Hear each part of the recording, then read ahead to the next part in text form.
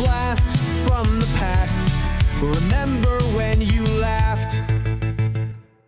Welcome back, big kids, to another episode of Big Kids TV Podcast, the show where we delve into the television treasures of our youth. I'm Chris, and today we're taking a deep dive into the lesser known gem from the late 1980s, The Watch House. This three-part BBC miniseries blended supernatural mystery with the personal struggles of adolescence, creating an eerie yet heartfelt coming-of-age tale. While it may not be as well remembered as other British children's dramas of the time, The Watch House has developed a cult following over the years. So let's set sail back to 1988 and unravel the mysteries of this ghostly seaside story.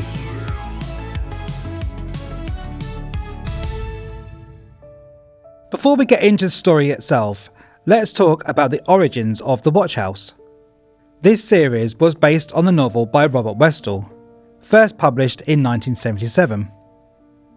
Westall was a celebrated British author known for his young adult fiction, often infused with historical and supernatural themes.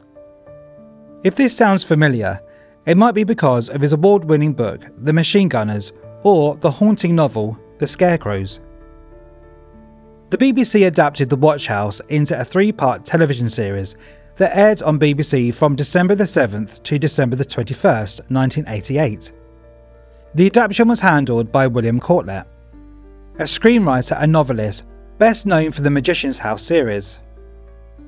Ian Kelly, who had experience directing children's television, took the helm of director, ensuring that the eerie yet introspective tone of the novel was carefully captured on screen.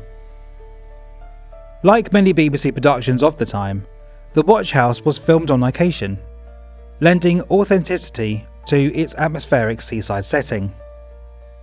Though the novel was set in Tynemouth, filming reportedly took place in Northumberland, which provided the perfect windswept, rugged coastal landscape to bring the story to life. Now let's set the scene. The Watch House follows Anne, a 15-year-old girl played by Diane Morrison, who is sent to stay in the fictional coastal village of Garmouth. She's dealing with the emotional fallout of her parents' recent separation, which makes her feel isolated, angry and rebellious.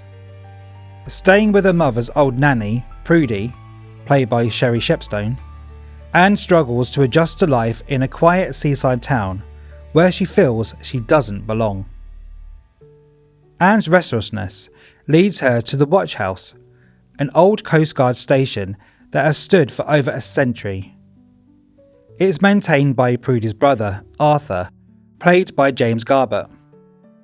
Arthur hopes to restore the Watch House to its former glory, and Anne volunteers to help with the project. However, she soon realises that the building holds dark secrets.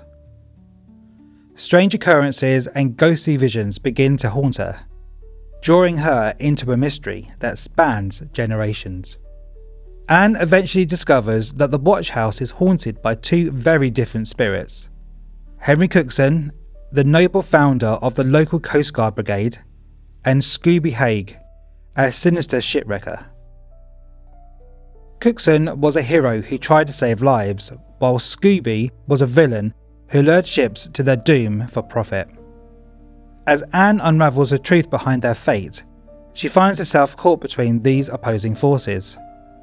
The story becomes a journey of self-discovery as Anne confronts both supernatural and personal demons. What makes The Watch House more than just a simple ghost story is its deep and emotional core. The supernatural elements serve as metaphors for Anne's internal struggles. She feels lost and out of place, much like the spirits trapped in the Watch House. Her journey to uncover the truth about Henry and Scooby mirrors her own search for identity and stability after her parents' separation. The themes of isolation and belonging are woven through the series. Anne begins as an outsider, disconnected with both her family and the village. But as she learns more about the Watch House and its history, she starts to find a sense of purpose. This makes the series not only eerie, but also deeply poignant. The setting itself plays a crucial role in the storytelling. The rugged coastline, crashing waves, and unpredictable weather creates an ominous backdrop that enhances attention. Garmouth, though fictional, feels alive. A place shaped by history where the past refuses to be forgotten. This use of setting as an active element in the narrative is something we see in other classic British children's dramas, such as Moondale and Children of the Stones. So, how was The Watch House received when it first aired? Well, the reaction was mixed. Some viewers and critics praised its moody atmosphere and strong character development, while others felt it lacked the suspense and intensity of other ghost stories from the same era. One review noted that while the series was well acted and visually striking, it didn't quite deliver the level of tension that might have made it more memorable. However, over time, the series has developed a dedicated cult following. Fans appreciate its slow-burning, introspective approach to supernatural storytelling, which sets it apart from more action-driven children's dramas of the 1980s. For those who enjoy subtle, atmospheric ghost stories with rich character exploration, The Watch House remains a hidden gem. Unfortunately, The Watch House has never received a DVD or Blu-ray release, making it somewhat difficult to track down. However, the complete series has surfaced online through unofficial channels, allowing modern audiences to rediscover this lost piece of 80s children's television.